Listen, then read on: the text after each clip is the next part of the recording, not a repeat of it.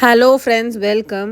இந்த வீடியோவில் நம்ம ராகி களி எப்படி ஈஸியாக நம்ம குக்கர்லேயே ரொம்ப கிண்டாமல் கை வலிக்காமல் எப்படி செய்ய போகிறோம் அப்படிங்கிறது தான் காட்ட போகிறோம். ஸோ இந்த ராகி களிக்கு மட்டன் குழம்பு, மீன் குழம்பு, வெஜிடேரியனில் தக்காளி குழம்பு, சன்னா குழம்பு, ஸோ எல்லா அரைச்சிட்ட குழம்பும் நல்லா இருக்குங்க. ஸோ நீங்கள் எந்த பாத்திரம் எடுக்க போகிறீங்களோ அதே அளவில் உங்களுக்கு மாவும் எடுத்துக்க போகிறீங்க. ஸோ நான் இந்த ஒரு பவுலில் 2.5 கப் தண்ணி எடுத்திருக்கேன். ஸோ நான் யூஸ்வலாக இந்த பாத்திரத்தில் தான் செய்வேன். ஸோ நீங்கள் எந்த பாத்திரத்தை குக்கருக்குள்ளே வைக்க முடியுமோ அந்த பாத்திரத்தை எடுத்துக்கோங்க. தண்ணி கூட கொஞ்சம் கல்லுப்பு போட்டு மிக்ஸ் பண்ணிக்கோங்க. அதுக்கப்புறம் நான் தண்ணி எடுத்தேன் இல்லைங்களா, அதே பவுலில் தான் 1 கப் ராகி மாவு எடுத்திருக்கேன். இது 1/2 கிலோ ராகி மாவு, சரிங்களா. ஸோ நீங்கள் எந்த பிராண்டு வாங்குறீங்களோ அந்த அளவுக்கு தண்ணி இழுக்கும். ஸோ அதை நம்ம யூஸ் பண்ண தான் தெரியும். ஸோ இந்த டைப்பில் நீங்கள் பண்ணிங்கன்னா ஒரு டைம் பண்ணிங்கனாலே உங்களுக்கு தண்ணியோட பதம் தெரிஞ்சிரும், சரிங்களா. ஸோ எந்த பாத்திரத்தில் எடுக்கிறீங்களோ தண்ணி கொஞ்சம் ஒரு அடி மட்டும் கேப் விட்டுட்டு மீதிக்கு தண்ணி ஊற்றிட்டு மாவை கொஞ்சம் கொஞ்சமாக போட்டு கிளறிக்கோங்க. கட்டி இல்லாமல் இந்த மாதிரி கிளறி விட்டுக்கோங்க. கொஞ்சம் கொஞ்சமாக போட்டிங்கன்னா தான் அந்த கட்டிப்படப்பட நீங்கள் கரைச்சி விட்டுக்க முடியும். இந்த வீடியோவை ஸ்கிப் பண்ணாமல் பாருங்கள். 2-3 சின்ன சின்ன டிப்ஸ் தாங்க. ஸோ அதை நீங்கள் கரெக்டாக ஃபாலோ பண்ணிட்டீங்கன்னா குக்கரில் ஈஸியாக நீங்கள் ரொம்ப கலர தேவையே கிடையாது. களி நம்ம ஈஸியாகவே செஞ்சிடலாம். அந்த காலத்தில் தான் எல்லோரும் செய்கிறாங்க. களி நம்மளால செய்ய முடியாது அப்படிங்கிறதெல்லாம் கிடையாதுங்க.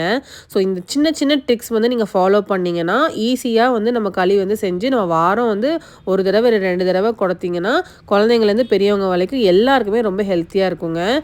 ஸோ நான் கிளறி விடும் போது பார்த்தீங்கன்னா தண்ணியாட்ட தெரியுது. ஸோ அதனால் இனியும் நான் எக்ஸ்ட்ரா மாவு ஆட் பண்ண போகிறேன். ஸோ இந்த பாத்திரத்துக்கு எனக்கு கண்டிப்பாக இந்த 1/2 கிலோவுமே தேவைப்படும். இப்போ ஃபுல்லாகவே போட்டு கலக்கியிருக்கேன். மாவு கலர் தெரியுது இல்லைங்களா, தண்ணி கலர் கொஞ்சம் டார்க்காக இருக்குது.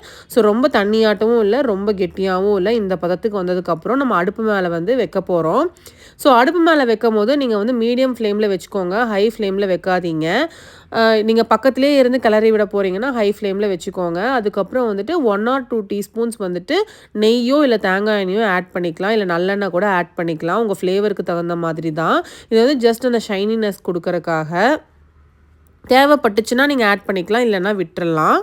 நான் இப்போ தேங்காய் எண்ணெய் ஆட் பண்ணியிருக்கேன். ஸோ ஆட் பண்ணும் போது அடியில் பாத்திரத்துக்கு அடியிலையும் பிடிக்காது, உங்களுக்கு உருண்டை பிடிக்கும் போது ஈஸியாக இருக்கும் அப்படிங்கிறக்காக இந்த தேங்காய் எண்ணெய் ஆட் பண்ணியிருக்கேன். ஸோ இதை நம்ம நல்லா கிளற போகிறோம். இந்த மாதிரி நடுவில் கிளற கிளற கொஞ்சம் கெட்டியாக வருங்க. ஸோ அது நீங்கள் கவலைப்பட தேவை கிடையாது. நம்ம வேக வச்சு எடுக்கும் போது இன்னொரு டிப் நான் அதில் தரேன். ஸோ அதை நீங்கள் ரொம்ப அதுக்காக நீங்கள் விட்டுறாதீங்க. கெட்டியாக வரும்போது கொஞ்சம் கொஞ்சம் உடச்சி விட்டுட்டு இந்த மாதிரி எடுத்து கீழே வச்சு ஒரு 2 கிளறு கிளறி விட்டுக்கோங்க. இந்த மாதிரி திக்னஸ் இருக்கு இல்லைங்களா, ஸோ இந்த திக்னஸ் அளவுக்கு. ரொம்ப தண்ணியாட்டமும் இருக்கக்கூடாது, ரொம்ப கெட்டியாகவும் இருக்கக்கூடாது. களி ரொம்ப ஹார்ட் ஆயிரும். ஸோ இதுதான் கரெக்டான பக்குவம்னு சொல்லலாம். அதுக்கப்புறம் எந்த குக்கரில் வைக்க போகிறீங்களோ அதில் கொஞ்சம் தண்ணி ஆட் பண்ணிவிட்டு அந்த குக்கருக்குள்ளே அந்த பாத்திரத்தை வச்சிட போகிறோம். வச்சுட்டு நம்ம விசில் போட்டுக்கலாம். விசில் ஒரு 3-4 விசில் வரைக்கும் ஃபஸ்ட்டு வச்சு எடுத்துக்கோங்க, சரிங்களா. வச்சு எடுத்ததுக்கப்புறம் நீங்கள் நீளமான பாத்திரம் எடுக்காமல் இந்த மாதிரி அகண்ட பாத்திரம் எடுத்திங்கன்னா களி ஈக்குவலாகவே வெந்து வருங்க. இதெல்லாம் சின்ன சின்ன டிப்ஸு. ஃபஸ்ட்டு எனக்கு அது தெரியாது. ஸோ யூஸ் பண்ண எனக்கு அந்த டிப்ஸ்லாம் தெரியவும் இப்போ ஈஸியாக வருது. ஸோ இப்போ பார்த்தீங்கன்னா நடுவில் வேகாமல் இருக்கும், சரிங்களா. நம்ம 3-4 விசில் வச்சு எடுக்கும் போது நடுவில் இந்த மாதிரி வேகாமல் இருக்கும். இப்போ இந்த பாத்திரத்தை வெளியில் எடுத்து வச்சோ இல்லை உள்ளேயே வச்சு கரெக்டாக உள்ளேருந்து அடியிலேருந்து எல்லாத்தையும் எடுத்து மேலே ஒரு கிளறி விட்டுட்டு நீங்கள் ஒரு மாதிரி அமுத்தி விட்டுட்டிங்கன்னா உள்ளே ஏதாவது கட்டியாக இருந்துச்சுன்னா அதையும் நீங்கள் நசுக்கி விட்டுக்கலாம். பார்த்தீங்கன்னா அப்போ சின்ன சின்ன உருண்டை இருந்தது இல்லைங்களா, இப்போ எதுவுமே இருக்காது. அந்த மாதிரி கொஞ்சம் நம்ம நல்லா கிளறி விட்டுட்டோம்னா நீங்கள் நல்லாவே களி உள்ளே சாஃப்டாக இருக்கும். இந்த மாதிரி நல்லா க்ரஷ் பண்ணி விட்டுட்டு இந்த மாதிரி அமுத்தி இப்படி க்ளோஸ் பண்ணி வச்சிடுறேன். திருப்பி இதில் ஒரு 2-3 விசில் விடுங்க, இல்லை ஒரு 4 விசில் விட்டுக்கோங்க, சரிங்களா. உங்களுக்கு அந்த வெந்த பாதம் தெரியும் இல்லைங்களா. இப்போ எடுத்து பார்த்தீங்கன்னா சாஃப்டான களி குக்கரில் ஈஸியாக ரெடி ஆயிருங்க. ஸோ இப்போ நம்ம கிளறி பார்த்தோன்னா உள்ளே களி எல்லாமே வெந்திருக்கும். இந்த சாஃப்ட்னஸ் பார்த்தீங்கன்னா உங்களுக்கே தெரியும். இந்த மேலே இருக்க தண்ணி வந்து பார்த்திங்கன்னா குக்கரில் இருக்க அந்த டாப் லேயர் தான். சிலவங்களுக்கு வந்து தண்ணி கொஞ்சம் வந்துடும். ஸோ அதை வந்து நீங்கள் கொஞ்சம் வடிச்சுக்கோங்க வேணும்னா. எனக்கு வந்து வரல. ஏன்னா எனக்கு வந்து யூஸ்வலாக தெரியும் எந்த குக்கரில் வச்சா எப்படின்ட்டு. அதனால் எனக்கு வந்து வரல. அதுக்கப்புறம் ஒரு பவுலில் வந்து தண்ணி வச்சுட்டு இந்த மாதிரி ஒரு குழிக்கரண்டி எடுத்து ஒரு களி வந்து எடுத்துகிட்டு இந்த மாதிரி உருண்டை பண்ணிக்கோங்க. ஸோ நிறைய பேர் பாத்திரத்தில் பண்ணுவாங்க. பாத்திரத்தில் வந்து நான் பண்ணது கிடையாது. நாங்கள் கையில் தான் பண்ணியிருக்கோம். ஸோ கையில் பண்ணும்போதே வந்து ஈஸியாக வரும்னு வச்சுக்கோங்களேன். நல்லா சாஃப்டாகவும் இருக்கும். ரப்பராக இருக்காது. பார்த்திங்கன்னா நல்லா ஷைனஸ்ஸாக இருக்குது. ரொம்ப சாஃப்டாக இருக்கும்.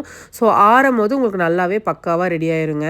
ஸோ அது கூட நாங்கள் வந்து மீன் குழம்பு வச்சு சாப்பிட்டோம். சூப்பரான களி வந்து நிமிஷத்தில் உங்களுக்கு செஞ்சிடலாம். இதுக்கு வந்து பெரிய டைம் எல்லாம் உங்களுக்கு எடுக்காது. ஒரு 10 to 15 மினிட்ஸ் தான் ஆகும். அந்த விசில் வர நேரம் மட்டும்தான். மற்றபடி ரொம்ப ஈஸியாக செஞ்சிடலாம். தேங்க்ஸ் ஃபார் வாட்சிங்.